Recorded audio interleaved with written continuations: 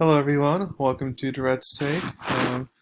Hopefully you guys had a good weekend. Let's start out with a good week. Um, as we know, the NBA playoffs is finally among us.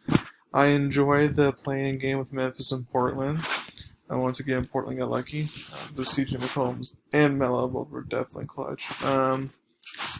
I I think it's too bad that the Suns didn't get into at least that playing game after going 8-0, but I'm glad that Monty Williams won Coach of the Year in the bubble, or Coach of the Bubble, and then I'm glad Damian Lillard won MVP. He deserved it. And then I approved of the bubble first team and second team, so those were all good awards there. But now it's time, as I promised you, to finally go over my playoff predictions.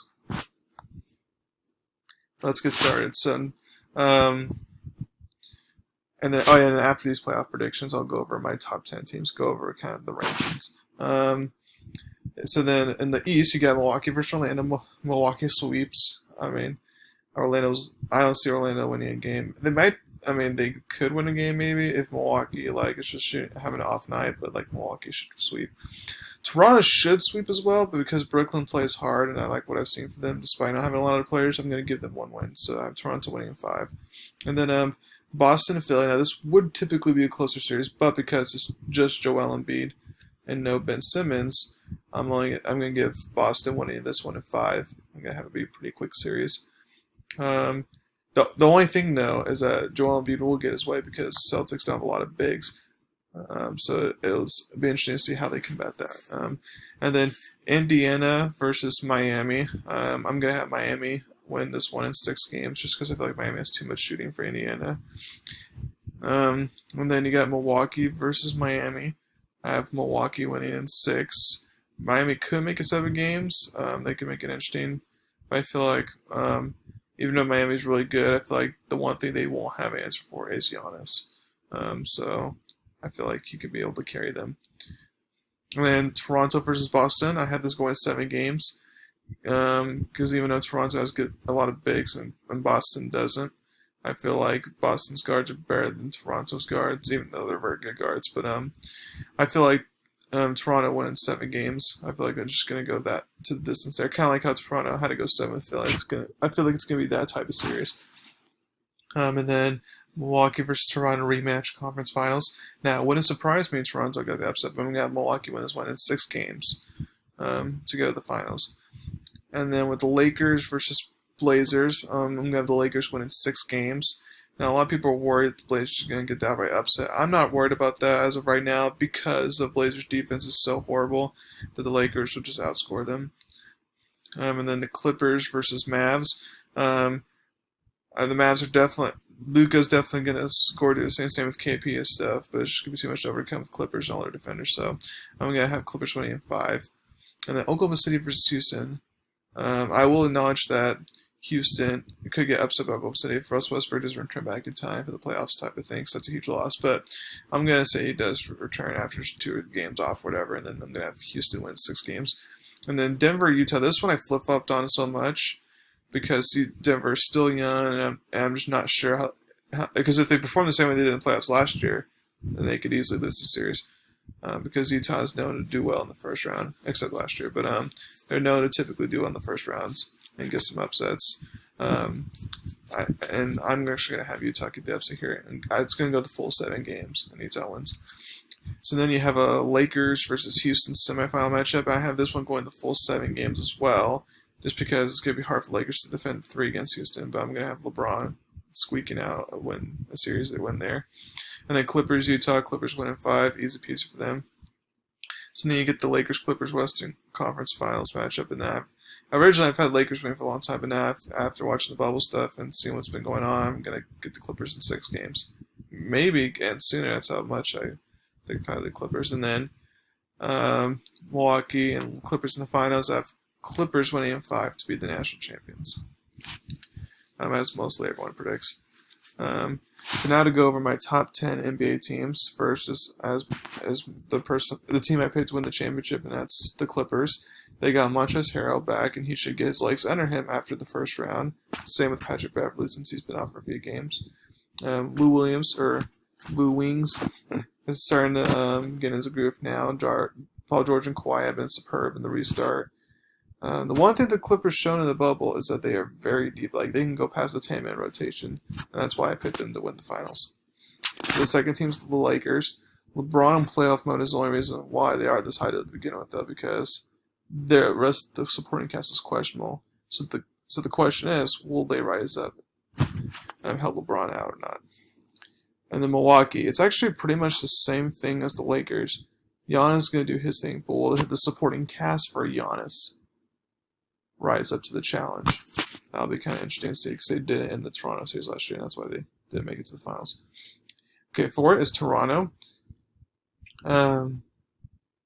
I think people are sleeping on Toronto. Again, as I said earlier, it wouldn't shock me if they win the finals. They have good coaching, a good system, a great defense. If they are making shots, especially threes, then it's over. 5 is Miami. And we've seen what Jimmy Butler can do in the playoffs. I assume Bam Adebayo will do just fine. They also have a nice mix of veterans like Jay Crowder and Kelly Olynyk and Goran Dragic. But then they also have the good young guys like Kendrick Nunn and sharpshooters Tyler Hero and Duncan Robinson. So they will kind of determine how far they go in these playoffs. And it also helps to have a coach and exposure with championship experience. 6 is Boston. Another good coach who got a worthy extension. One of the best starting fives, in my opinion. My 2 questions are, does their bench step up when they need to most? And will having a lack of size hurt them in the end? And I think the answer to both those questions is yes, which is why I don't want to have them go in the finals. 7 is Houston. Like I said earlier, I acknowledge that they can get upset in the first round, but I feel like if they're able to survive that, then the first round, then when they go against the Lakers aren't going to be able to guard everyone, so they're going to be making a lot of 3-pointers. So it's going to be kind of hard for the Lakers to kind of outscore Houston. Because even though Houston scores a lot of offense, like the Blazers do, for example, at least Houston plays some type of defense. Now, not a lot, because it's D'Antoni, but some type at least more than Blazers. But now, if they were to meet in the conference finals against the Clippers have a bunch of people to throw around. But even then, if they're just making threes, it's kind of hard. It's kind of hard to win a game when you have to go in a 3-point shootout against them, basically. 8 is Denver. Now, the only reason why they're not higher on this list is because of their youth. I mean, Michael Porter Jr. has been good in this bubble, but how am I supposed to know what he's going to do in the playoffs? I doubt. I mean, if he continues, it's great, but I'm not sure if he will. Which is one reason why I'm going to have them getting upset. Paul Millsap and the Joker were the only ones that I remember from last year that were consistent and really good in the playoffs last year. So that means Jamal Murray, will he shrink like he did last year in the playoffs? Will he step up? And how about the rest of the bench, like Jeremy Grant and stuff like that? So it'll be kind of interesting what happens there. 9 is Dallas. I mean, I feel bad for them. They deserve to be more in the 7th seed, but for the late game issues, that cost them too many games. And I feel like the late game issues are going to cost them again in this series. Because I feel like a lot of games are going to be competitive, but then in the end, Clippers will just win. But hopefully Luka and KP get the playoff experience that they need, hopefully with a few wins versus having a lead and losing type of thing. It'll be an interesting series. And then last but not least, I have Utah's 10, but I'm also going to have Indiana kind of tied with that type of thing. So Utah would be higher, but with Bojan Bogdanovic out, obviously, the semifinals is their ceiling for this year. I do want to see what Mike Conley Jr. does in the playoffs, because he hasn't been in the playoffs the past few years, and last time we see in the playoffs, he elevates in the playoffs. He's a really good point guard, so I want to see if he brings that playoff mode or not, or if he's just kind of too old. Also, the interesting thing to keep in mind is, will Utah's bench help or not, and make threes and get stops and stuff, because they're very thin in rotation-wise. If they can't, then they will be leaving Orlando very quickly. And as far as Indiana goes, don't be surprised if they bow out pretty quick. I mean, I know T.J. Warren's performing well, but it's just like, these are the playoffs, which is a different beast. Also, don't be surprised if his ace games are fool's gold, if you will, and he doesn't do well, especially since Jimmy Butler is going to be guarding him this series. And when Jimmy Butler guards him, he does not do well.